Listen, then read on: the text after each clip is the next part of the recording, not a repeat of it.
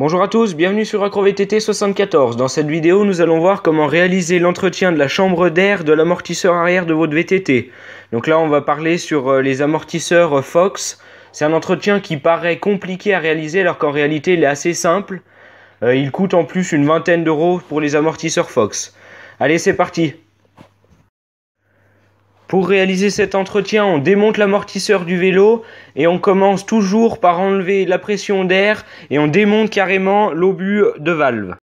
Ensuite, on retire l'élastique qui sert à marquer l'enfoncement de l'amortisseur. On le met de côté dans une boîte comme toutes les pièces qu'on va démonter sur l'amortisseur. On les range dans différentes boîtes pour s'y retrouver quand on va remonter l'amortisseur. Mon amortisseur qui est un Foxfloat RP2, c'est un peu particulier, il y a un petit cylindre à retirer avant de dévisser la chambre d'air, donc il y a un petit circlips à enlever.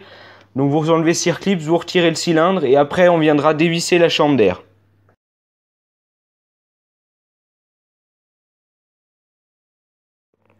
Pour venir dévisser la chambre d'air, donc là ça peut forcer un petit peu, vous allez tout simplement venir dévisser la chambre d'air. Si vous n'avez pas assez d'attache de grippe, vous pouvez l'entourer d'une chambre à air, ce qui permettra en fait d'avoir une meilleure force sur le cylindre pour le desserrer. Et donc vous pouvez tenir l'amortisseur dans un étau, ça permettra de moins forcer et d'avoir l'amortisseur qui est bien tenu.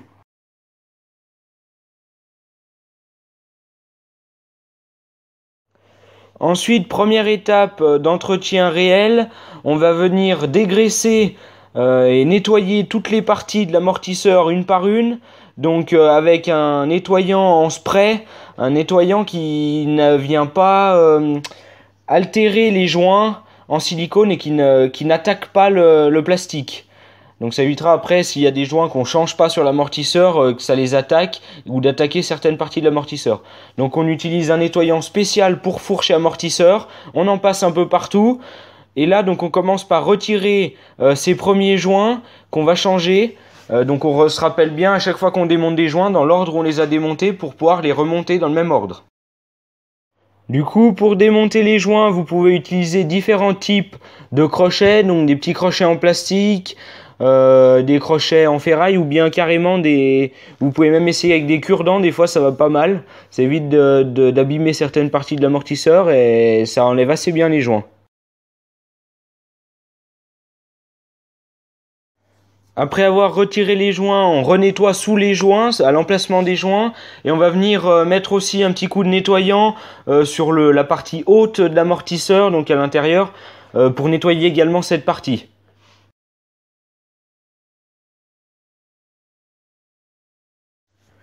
L'étape suivante consiste à s'occuper des joints qui sont dans la cartouche, on va dire, la cartouche d'air. Donc une fois de plus, on nettoie, après on retire les joints, on se rappelle bien dans quel ordre on les a retirés, on retire également le joint racleur, on vient retirer tous les joints et on renettoie derrière encore une fois pour que ce soit bien propre pour replacer nos nouveaux joints.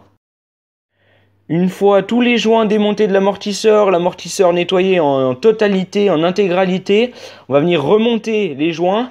Avant de remonter les joints, chaque joint va être lubrifié avec de l'huile Fox, donc qui est fournie dans le kit d'entretien.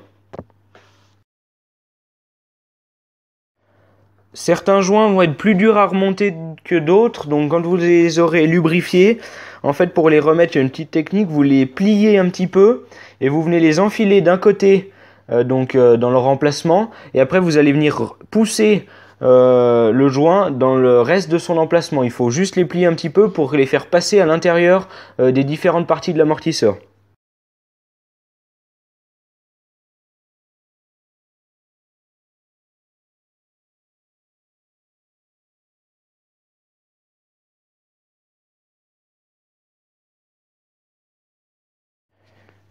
Et donc vous faites ainsi pour tous les joints que vous avez démontés, vous les remontez en respectant bien l'ordre dans lequel vous les avez démontés, vous les remontez tous, vous les lubrifiez tous, un par un avant de les remonter.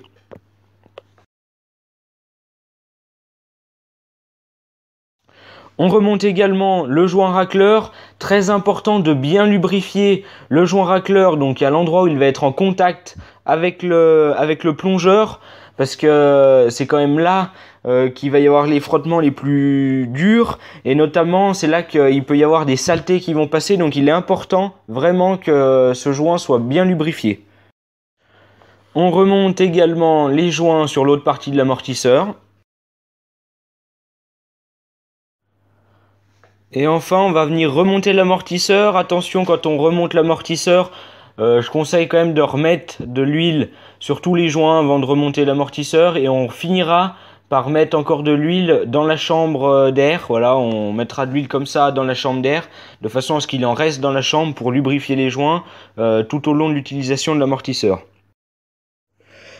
Pour terminer, on vient revisser l'amortisseur. Donc pour cela, je vous conseille quand même d'avoir un étau qui est fixé, ou alors de vous faire aider, parce que comme moi là, avec l'étau qui est pas fixé, j'ai pas pu le revisser comme ça. Il a fallu que j'aille sur un étau qui était fixé. C'est pour ça que vous le verrez pas en vidéo. Mais voilà, donc il faut forcer assez fort pour venir revisser l'amortisseur. Pour terminer, donc moi là je remonte le cylindre que j'ai enlevé tout à l'heure au début de l'entretien, et on finit par remettre tout simplement l'obus de valve dans sa position de façon à pouvoir se resservir de nouveau de l'amortisseur. Voilà, la vidéo est terminée, merci de l'avoir regardée. Si elle vous a été utile, n'hésitez pas à laisser un petit j'aime. Si vous avez des questions ou des commentaires, laissez-les en bas de la vidéo. N'hésitez pas à vous abonner à notre chaîne YouTube pour être averti de la sortie tout simplement de nos prochaines vidéos VTT. Et à bientôt pour de nouveaux tutos sur AcroVTT 74.